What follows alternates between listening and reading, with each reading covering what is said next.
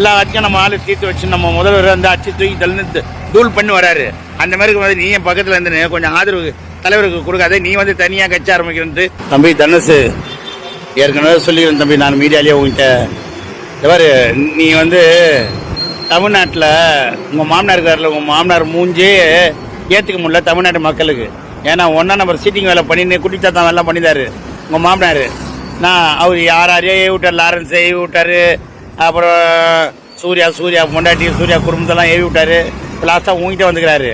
சத்தியமாக நான் சொல்கிறேன், நல்லா கேட்டுக்க. நீ இந்த விஜய் தலைவர் மாரி நம்ம முதல்வர் மாரி வரணும், நம்ம முதல்வர் மாரி பேர் எடுக்கணும்லாம் கனவுல இல்லை, எதுலேயும் நினச்சி பார்க்காத. ஏன்னா உங்கள் மூஞ்செல்லாம் ஏற்றுக்க மாட்டாங்க, மக்கள் தெரிஞ்சு போச்சு. மக்கள் வந்து தமிழ்நாட்டு மட்டும் இல்லை, உலக நாடு ஃபுல்லாகவே நம்ம தமிழ்நாட்டு முதல்வர் ஏற்றுக்கிறாங்க. அவங்க பதிஞ்சு போச்சு. அதால் நீ வந்தியா, உங்கள் மாமனார் பேச்சை கேட்டியா, சாப்பிட்டியா, இல்லை உங்கள் பொண்டாட்டி பிள்ளைங்களோட சந்தோஷமாக இருந்துட்டு அப்படியே போயிடு. ஆனால் எலெக்ஷனாக நிற்காத, சத்தியமாக அசிங்கப்பட்டு தான் தோப்பேன். இது ஏன்னா இப்போ உங்கள் மாமனார் எங்கெங்கெல்லாம் போட்டு செக்கெல்லாம் வச்சார், ஆனால் எந்த இதுவும் படிக்கலை. இப்போ இன்னும் உசுவேற்றி விட்டுங்கிறாரு. நீ சம்பாதிச்ச சொத்தை நீ அழகாக நிம்மதியாக சாட்டின்னு போ.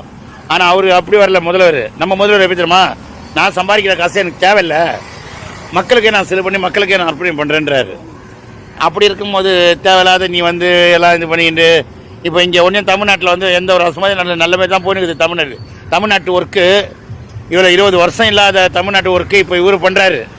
ஏன்னா தமிழ்நாட்டில் சில அதிசயம் நீயே பார்த்துருப்ப.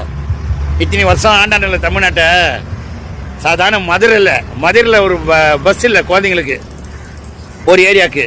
அதேமாரி சில மாநிலங்கள்லாம் வண்டி இல்லை, ரோடு சரியில்லை, ஃப்ரிட்ஜு சரியில்லை.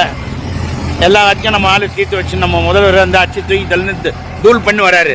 அந்த மாதிரி வந்து நீ என் பக்கத்தில் இருந்து கொஞ்சம் ஆதரவு தலைவருக்கு கொடுக்காத, நீ வந்து தனியாக கட்சி ஆரம்பிக்கிறது. உங்கள் மாமனார் பேச்சை கண்டவன் பேச்சு கேட்டுன்னு வரியே, தப்புடா தம்பி கொஞ்சம் மாற்றிக்க தம்பி.